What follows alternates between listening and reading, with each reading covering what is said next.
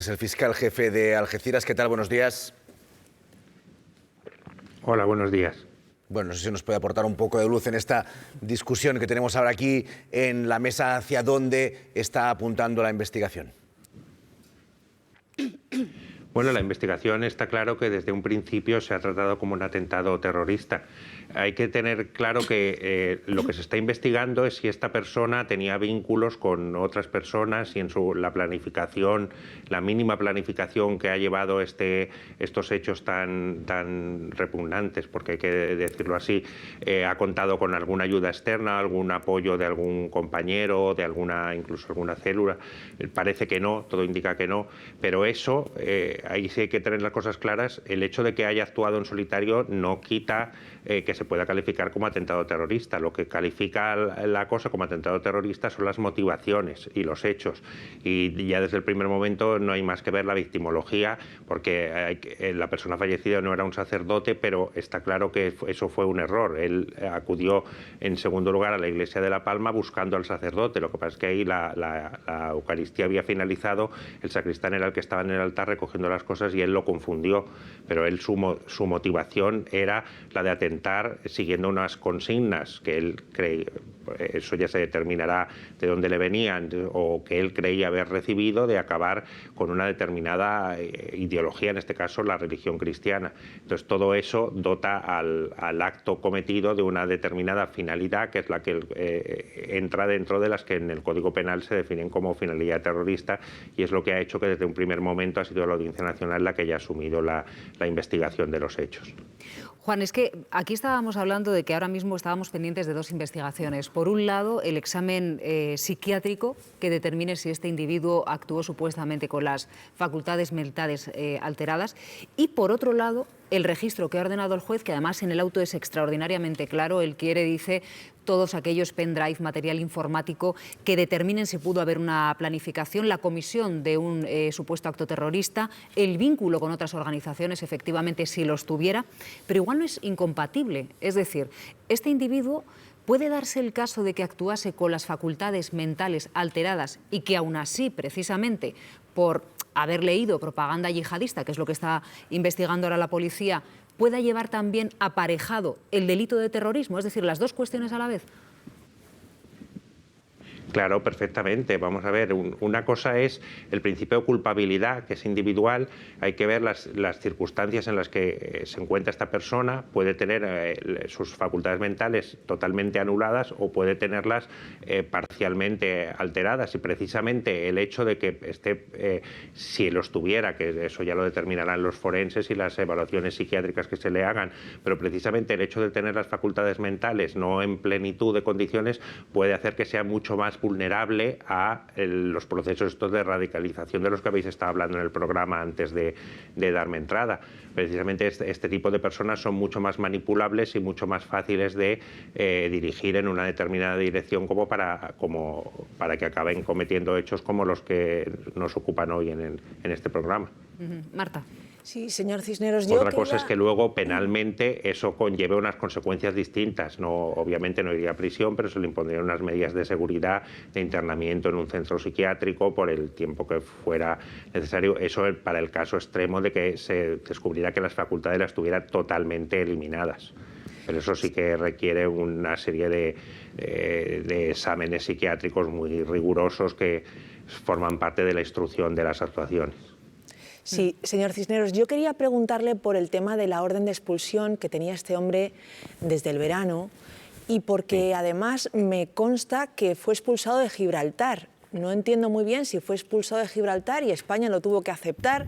Hay cosas ahí que no entendemos, porque usted decía ayer, le escuchaba en otro medio de comunicación decir que hay países que colaboran en las repatriaciones y que en el caso de Marruecos no es así y que va por rachas. Me gustaría saber qué otros países sí colaboran y en qué racha estamos. Es que aquí con ese tema hay mucha confusión. Una orden de expulsión, todo eso es un procedimiento administrativo en el cual España lo que acredita es que este señor no tiene la documentación para estar en España. Y hace una declaración diciendo que este señor es marroquí. obviamente eso se hace únicamente por una serie de indicios, como son el primero, la declaración de él, que dice que es marroquí, pero sin sustentarse en documentación ni ningún papel. Hay algún indicio más, como son pues su idioma, el acento que tenga, eso se puede presumir que es marroquí. Pero luego a la hora de ejecutar la orden de expulsión, porque en este caso se intentó ejecutar, ya depende mucho de la colaboración que tenga el país que creemos que es de origen, porque si el país de origen dice, bueno, es que este señor, ¿por qué dicen que es marroquí? Yo no lo reconozco como propio y no lo acepto. Entonces, en ese caso no lo podemos dejar en Marruecos. Entonces se inicia un segundo proceso que es mucho más complejo, que es el de identificar a esta persona y poder determinar su identidad concreta. Pero claro, ese proceso, si no tienes la colaboración plena de las autoridades del país de origen, como es en este caso Marruecos, es muy complicado. Por eso a veces las órdenes de expulsión tardan meses o incluso más tiempo en poder ser ejecutadas. Eso depende muchas veces, me va a preguntar, ¿y Marruecos colabora? Pues como en toda esta materia, tanto de extranjería, narcotráfico, etcétera, las colaboraciones de Marruecos dependen mucho pues del clima político que haya entre las autoridades marroquíes y las españolas, y esto pues, probablemente ocurrió en un momento en que no estaba el clima político remando a favor y pues se negaron a aceptarlo.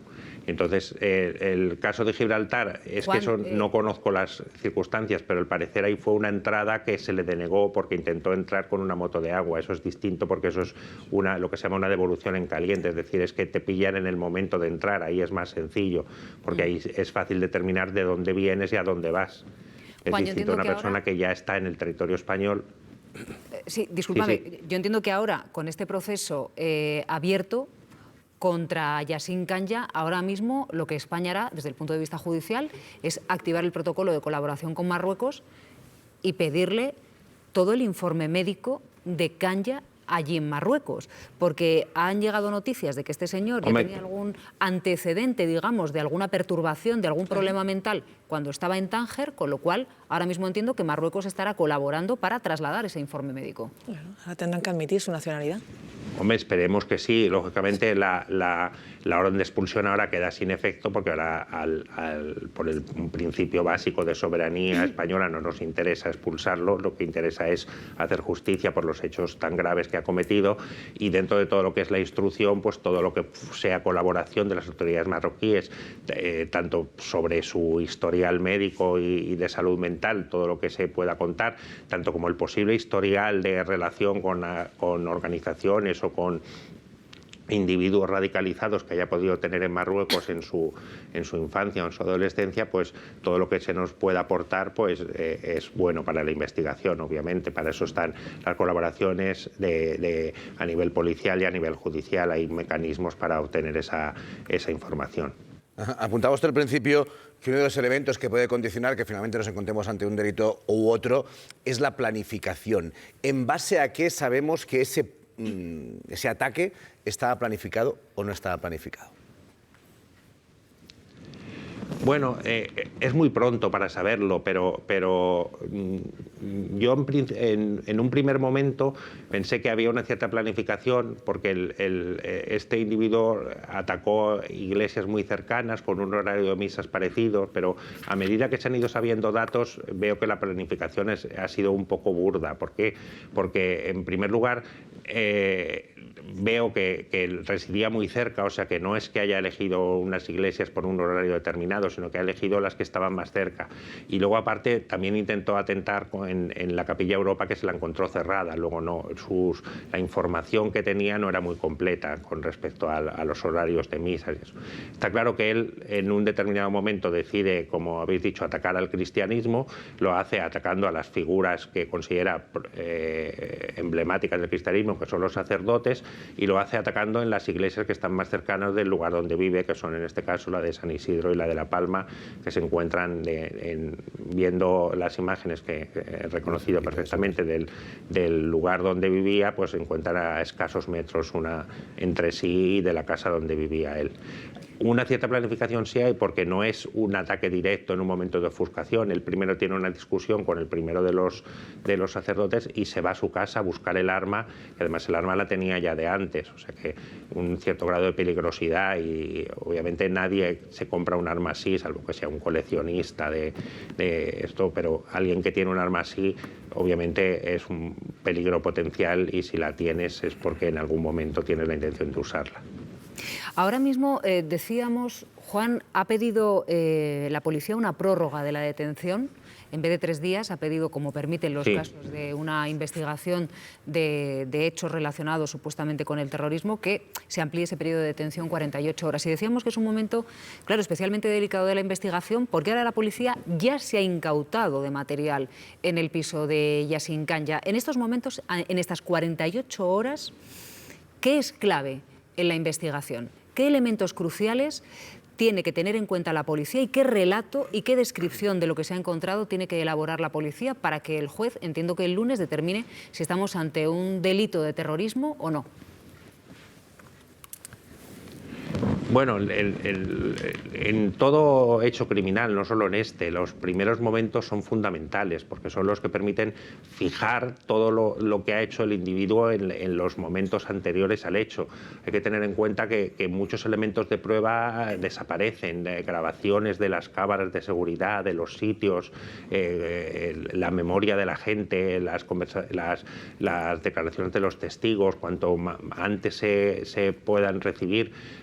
Han corrido por redes sociales algunas imágenes grabadas por gente en donde se ve que en la Plaza Alta había mucha gente incluso paseando al lado, que no sale corriendo porque no toman conciencia de la magnitud de lo que está ocurriendo.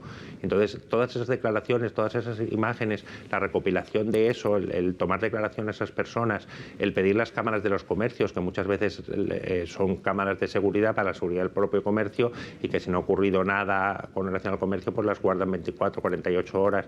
Entonces es necesario actuar con mucha rapidez. Luego hay otras cosas que se pueden demorar más en el tiempo, que se hacen a lo largo de la instrucción de la causa, pero es normal que la policía, y sobre todo en un caso de tanta gravedad, pues se apuren y traten de agotar los plazos máximos que la ley concede para la detención inicial antes de presentarlo ya a pasar a disposición judicial, donde la instrucción continuará y donde la policía seguirá actuando, pero ya bajo las órdenes directas del juez de instrucción. Entiendo que finalmente, si en la Audiencia Nacional se llegara a la conclusión de que no estamos ante un hecho terrorista, la investigación volvería a un juzgado de Algeciras, ¿no? Claro, si después de la instrucción, eso vamos, es una cosa que incluso es relativamente frecuente que suele pasar, si después de la instrucción se comprobara que no es un hecho terrorista o obedeciera a otras motivaciones, pues la instrucción volvería a los juzgados de Algeciras. Y en ese caso, Juan, no sé si tú mismo podrías encargarte de este caso. Sí, eso al compañero que le tocara. Eso sería un delito de asesinato, iría por los trámites de la ley del jurado, un asesinato consumado y otro en tentativa, y ya pues entrarían nuestras normas de reparto. Juan Cisneros, fiscal jefe de Algeciras, muchísimas gracias por habernos acompañado hoy en La Hora. Vale, pues gracias a ustedes. Encantado. Un saludo, fiscal.